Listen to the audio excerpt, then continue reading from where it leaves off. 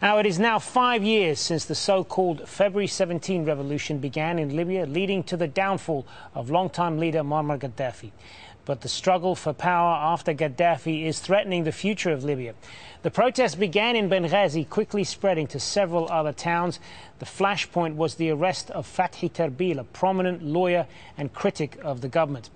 In August, the capital, Tripoli, fell to the opposition. Gaddafi was ousted and fled to his hometown of Sirte, but he was seized and killed there by opposition fighters, ending the civil war. But the fragile coalition holding on to power began to disintegrate within 2 years. In February 2014, General Khalifa Haftar, a friend turned foe of Gaddafi, demanded the coalition be dissolved. He launched attacks on conservative groups, sparking another civil war. But now a unity government may be close to being formed. Hashim Al-Barra looks at the difficulties it faces. Libya's leaders are under mounting pressure to end the infighting and form a unified government that many hope will end the political divide.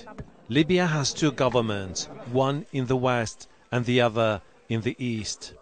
The Tripoli-based General National Congress controls western Libya, an influence that stretches from Misrata, Tripoli and all the way west to Zaltan, while their rivals, the United Nations-backed government in Tobruk, control most of the east, an area that stretches from the coastal town of Bardia to Ras Lanuf.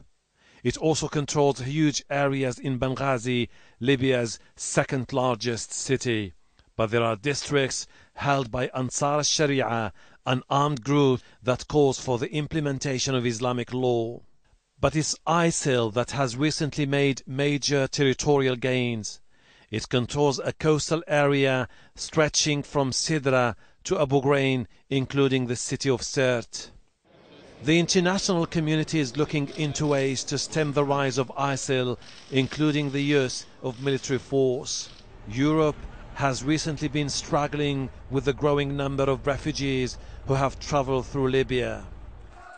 The country's warring factions have recently agreed to form a national unity government, a crucial step that many hope will put an end to months of fighting and stop militias that have grown in size and influence.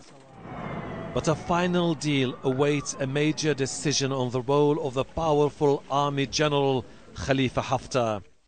He is the top military commander of the Tobruk-based government, but he is hated by the government of Tripoli, which insists on his departure. Hashim Al-Barra, Al Jazeera.